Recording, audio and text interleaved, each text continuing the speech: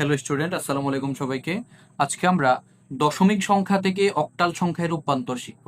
তো আমি কিন্তু এর আগে কিন্তু করাইছিলাম দশমিক সংখ্যা থেকে বাইনারি সংখ্যায় নেওয়ার উপায় বা রূপান্তর। তো হচ্ছে দশমিক সংখ্যা থেকে বা অক্টাল সংখ্যা থেকে তুমি সংখ্যা পদ্ধতির রূপান্তর করতে হলে তোমাকে একটা জিনিস মাস্ট বি জানতে হবে, সেটা হচ্ছে সংখ্যার বেস। অর্থাৎ তুমি যদি দশমিক সংখ্যার বেসটা জানতে চাও সেটা হচ্ছে 10। একই রকম ভাবে তুমি বাইনারি, অক্টাল, হেক্সাডেসিমাল এগুলার বেস জানতে হবে।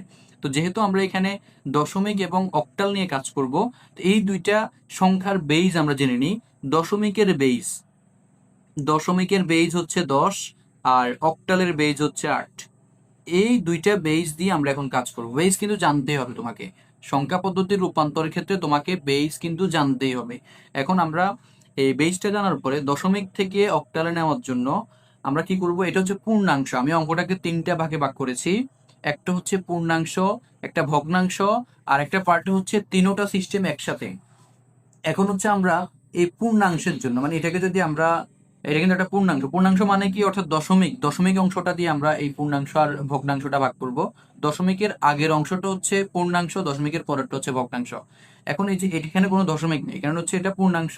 তাহলে এই পূর্ণাংশকে যখন আমরা এই অক্টালে রূপান্তর করব, তো এই জন্য হচ্ছে আমরা এখানে এরকম করে এটাকে টেনে নিব। নেওয়ার পরে এখানে একটা নাম লিখবো, সেটা হচ্ছে ভাগশেষ। তো এই ভাগশেষটা হচ্ছে কোন জায়গা থেকে আসবে, আমরা এই যে 296 বা আমাদেরকে এখানে যে দশমিক সংখ্যাটাই দিবে, ওই দশমিক সংখ্যাকে আমরা 8 দিয়ে ভাগ দেবো, যেহেতু অক্টালে নিব। আমরা এর আগের ক্লাসে দেখেছিলাম দশমিক থেকে বাইনারিতে নিতে হলে 2 দ্বারা ভাগ দিতে হয়, আর এখানে অক্টালে নিব, এই কারণ হচ্ছে 8 দ্বারা ভাগ দেবো, অর্থাৎ অক্টালের বেস। এখন এই সংখ্যাটাকে 8 দিয়ে ভাগ দেওয়ার পরে যদি একেবারে অ্যাকচুয়ালি ভাবে ভাগ চাই, তাহলে আমরা এখানে ভাগশেষ হবে 0। আর যদি ভাগ না যাই, তাহলে আমাদের এখানে ভাগশেষ একটা সংখ্যা থাকবে। মানে ভাগশেষ কিন্তু থাকে, 0 হইলেও কিন্তু ভাগশেষ একটা থাকবে। এখন হচ্ছে আমরা 296-কে 8 দ্বারা ভাগ দিব। এই যে 296 ভাগ হচ্ছে 8। তো 296-কে 8 দ্বারা ভাগ দিলে দেখতেছি যে একটা পূর্ণ সংখ্যা আসে 37, মানে 296-কে ভাগ যায়। তাহলে আমরা এটাকে যদি ভাগ দিই, তখন আসে এখানে 37, আর তার মানে হচ্ছে ভাগশেষ হবে 0। এরপরে হচ্ছে আমরা এটাকে আবারও ভাগ দিব। ভাগ দেওয়ার পরে তুমি এখন যদি এখানে ভাগ দাও, 37-কে কিন্তু 8 দ্বারা ভাগ যাবে না। তুমি এখানে দেখতে হবে যে 8 দিয়ে কতর ভিতরে ভাগ যায়। আমরা আমরা জানি যে 4 8 32 হয়, আবার হচ্ছে 5 8 40 হয়। তার মানে আমরা 4 বাদ দিতে পারবো। আমরা যদি এখানে 4 পর্যন্ত দিই, মানে 8 দিয়ে ভাগ দেওয়ার পরে ফলাফল মানে ভাগফল হবে 4, আর ভাগশেষ হবে হচ্ছে যেহেতু 32, তার মানে 5 থাকবে। এখানে আরো 5 থাকবে ভাগশেষ। এরপরে হচ্ছে আমরা আবার এখানে 8 দিয়ে ভাগ দিব। এখন হচ্ছে কি, আমরা ভাগ দিব 8 দিয়ে, আর দিব যাকে, সে হচ্ছে 4। তাহলে সে কিন্তু ওই যে ভাজক থেকে কিন্তু ছোট। ভাজক থেকে ভাজ্য যখন ছোট হয়ে যায়, তখন সেখানে আর ভাগ হয় না। তো এই জন্য হচ্ছে আমরা কি করব, এখানে একটা শূন্য দিব ফলাফলে, তাহলে ভাগশেষ থাকবে এখানে 4। আশা করি তোমরা বিষয়টা বুঝছো, ভাগের বিষয়টা। এবার হচ্ছে আমরা এগুলোকে লিখবো হচ্ছে এই যে এই দিক বরাবর, অর্থাৎ এমএসবি থেকে এলএসবি। একদম নিচের বিটটা হচ্ছে, মানে নিচের ভাগশেষটা হচ্ছে মোস্ট সিগনিফিকেন্ট বিট, এবং উপরের ভাগশেষটা হচ্ছে এলএসবি, অর্থাৎ লিস্ট সিগনিফিকেন্ট বিট, একটু কম গুরুত্বপূর্ণ বিট এটা। তো এটার উত্তর হবে সুতরাং 296 এই 10 দ্বারা বুঝতেছি আমরা এটা দশমিক। আর অক্টালের নিচে কত হয়েছে, 450, 450 অক্টাল। এই মানে 296 সংখ্যাটাকে আমরা অক্টাল সংখ্যায় বলতে হবে 450। আশা করি তোমরা এই পূর্ণাংশের অংশটা বুঝেছো ভালো করে। এবার হচ্ছে আমরা যদি দশমিকের অংশটা করি, দশমিকের অংশটা হচ্ছে এরকম। এই যে এখানে একটা সংখ্যা আছে 0.638, এটা দশমিকে আছে, অক্টালে নিবা। এটার জন্য হচ্ছে আমরা এটাকে এরকম করে বক্স আকারে আমরা ভাগ করে নিব।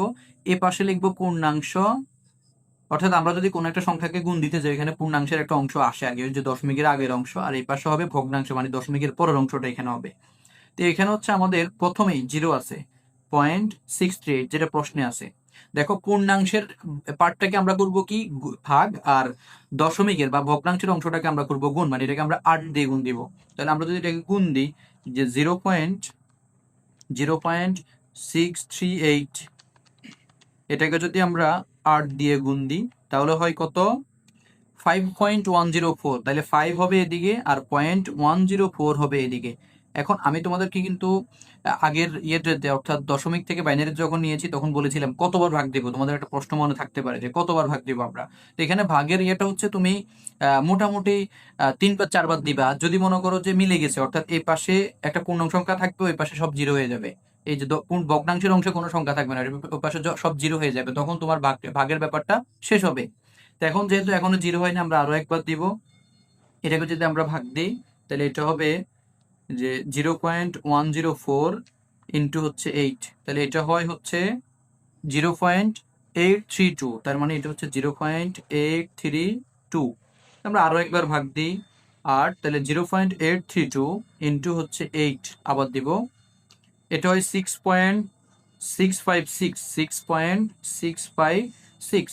এখন দেখতে পাচ্ছি এটা মোটামুটি, আমার মনে হয় না যে এটা আরো অনেকবার, অন্তত 10, 15, 20 বার ভাগ দিল গুণ দিল এটা মিলবে, এটা আমার মনে হচ্ছে না। তাহলে আমরা এই সময় কি করব, তখন আমরা কি করব, সুতরাং 0.638 এটাকে আমরা লিখবো হচ্ছে এই দশমিকের মান ইকুয়ালস টু হচ্ছে এই যে এটা হচ্ছে আবার এদিকে, অর্থাৎ উপরের গুলো হচ্ছে মোস্ট সিগনিফিকেন্ট বিট আর নিচেরটা হলে হচ্ছে এলএসবি অর্থাৎ লিস্ট সিগনিফিকেন্ট বিট। তাহলে আমরা এটাকে লিখবো 0. ওই যে দশমিকের আগে জিরো আছে, 0.0506, এটা আমাদের এখানে জিরো আছে 6, ডট ডট দিতে হবে এরপরে, যেহেতু আমাদের অঙ্কটা শেষ হয়নি এখনো। তাহলে এটা হচ্ছে আমাদের দশমিকের অংশটা, এদিকে অক্টালের জন্য 8 দিতে হবে। এটা হচ্ছে আমাদের দশমিকের অংশটাকে অক্টালে রূপান্তরের পদ্ধতি।